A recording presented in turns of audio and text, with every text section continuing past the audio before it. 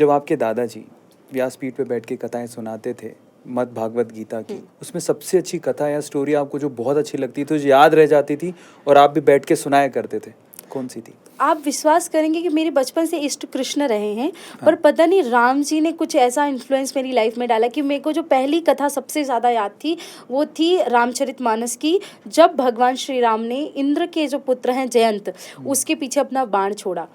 क्योंकि जयंत ने वाल्मीकि रामायण और रामचरितमानस, दो रामायण आपने ज़्यादातर सुनी होगी। हाँ। तो वाल्मीकि रामायण में आता है कि जयंत ने जो कौवे के रूप में आया, उसने माता सीता के वक्षस्थल पे प्रहार किया था चोट से।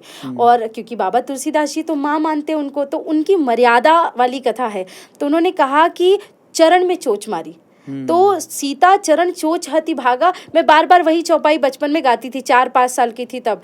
और फिर उसके बाद एक सबसे हार्ट टचिंग लाइन जो उसकी मुझे हमेशा से आज तक याद है, और मुझे लगता है लोगों को भी मैं बताऊं कि ये भगवान का स्वभाव है, कि जब जयंत आया, माता सीता के चरणों में चोच मारा, प्रभु श्री राम को गुस्सा आया। बट ऑब्वियस आपकी पत्नी है, आपकी माँ है, आपकी बहन है, अगर आप उनके साथ कोई बदतमीजी करेगा और आप अगर ईमान वाले व्यक्ति हैं, तो आप तो उसके प्रति सजग रहेंगे, उनकी सुरक्षा करेंगे। प्रभु श्री राम ने चला दिया बाण, तो ये गया अपने पिता के पास। तो पिताजी ने कहा क्या करके आए? बोले ऐसा ऐसा किया। बोले राम के द्रोही को तो मैं रख ही नहीं सकता, चले जाओ यहाँ से। भागा, शिव जी के पास गया। शिव जी ने तो पहले ही त्रिशूल उठा लिया कि तूने माता सीता का अपमान किया और मेरे शरण में आया। ब्रह्मा जी के पास गया, ब्रह्मा जी ने भी शरण में नहीं लिया। तब नारद जी मिल गए। नारद जी से कहा मुझे बचा लो। नारद जी ने कहा तुझे क्या लगता है वो बाण तुझसे 10 फीट दूर पे आके रुक क्यों जाता है? जितनी देर तू लोगों से बात करता है उतनी देर में तो ये मार चुका होता। वो तुझे मारना नहीं चाहता, वो तुझे कहीं और लेके जाना चाहता। बोले कहाँ? बोले अभी तक। पहली बात तो तूने वो मारा क्यों चोच? उनने कहा कि मैं देख रहा था कि ये सीता जी को कान में झुमके पहना रहे, फूलों के गले में हार पहना रहे हैं, मैं तो इनकी स्तुति करने गया था कि जय जय सुरनायक जन सुखदायक, और ये तो स्त्री के लोभ में प्रेम में इतने फंसे हैं कि श्रृंगार रस में डूबे, ये क्या खाक भगवान बनेंगे? तो मैं तो देखना चाह रहा था कि भगवान है कि नहीं। तो नारद जी ने कहा देखो यही तो भगवान की विशेषता है कि वो हर स्वरूप में ढल जाते हैं।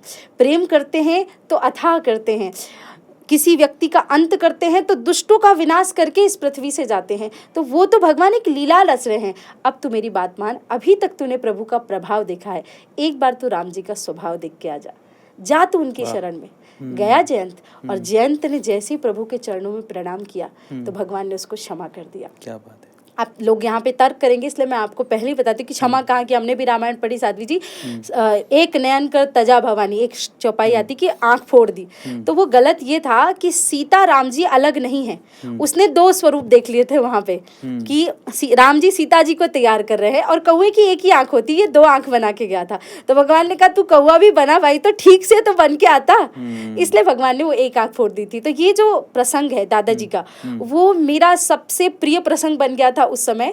और उस समय मैंने एक बात समझ लिया था कि राम जी का प्रभाव तो बचपन से है ही, पता ही है, पर उनके जैसा स्वभाव दुनिया में किसी का नहीं हो सकता। इसलिए उन्हें मर्यादा पुरुषोत्तम राम कहा जाता है। बिल्कुल।